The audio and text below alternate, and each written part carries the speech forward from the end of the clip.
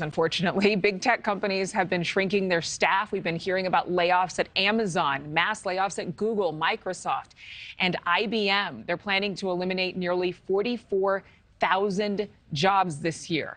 Being laid off is, of course, not the best scenario for anybody, but remote workers, they're facing an added layer of insecurity.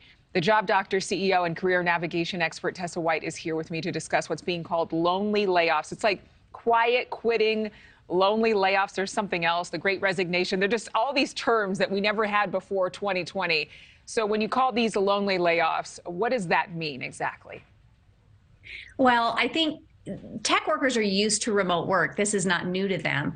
But when all of a sudden we're coming off the heels of a pandemic where everything has shifted and we've had so many adjustments to make, so much economic uncertainty, our communities haven't returned to normal. So if someone remote gets laid off, their normal community isn't there for them. And the only thing that felt stable, the work life, which we've mostly adjusted to, is ripped out from under them. It becomes very difficult.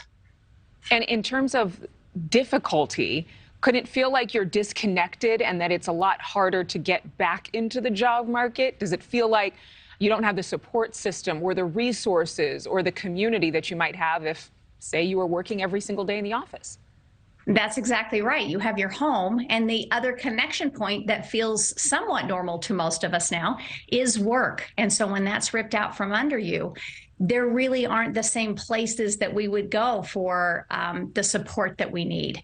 And it can be very, very isolating, especially tech workers who have been in a very safe place for many, many years and haven't, most of them, experienced a big layoff before. This is really difficult. You've been in the HR division, or you've had 25 years of HR experience over your career. When people get laid off today, how is it different than in the past? I mean, is it just a simple email? Is it a conversation? Are you on Zoom getting laid off now? Well, it's different in a couple of ways. The first way is that Gen Xers are by and large aging out of the system. So we have millennials and we have Gen Z. They are not used to layoffs, first of all, and they have a much more adversarial relationship with their employer to begin with. So layoffs are much different than they used to be. Plus, there's this impersonal Zoom layoffs, which are the common standard right now if you're doing a mass layoff. And so they naturally feel more impersonal. Yeah, and you said adversarial relationships between younger workers. Explain that for me. Yes, I would say I've never in my 25 years of HR seen this kind of relationship between employers and employees. This generation believes in quiet quitting. They believe now it's quiet.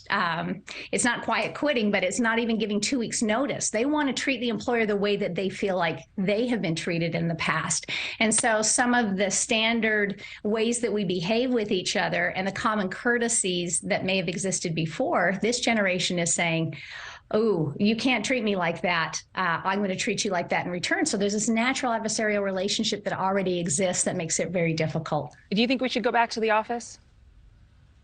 No, I don't. I love the fact that we have remote and hybrid work. I think it speaks to the whole individual, our most humane self, that we can do a little bit of both. I don't think people will ever completely return to the office. Really? Wow. Yeah, I think we still need to have some connections because, again, maybe we would break down some of the defenses because it's a lot easier to be adversarial or to be jaded when you're separated than it is when you're used to working one-on-one and close in contact with each other. But again, we love talking with you, Tessa. Thank you so much for being here.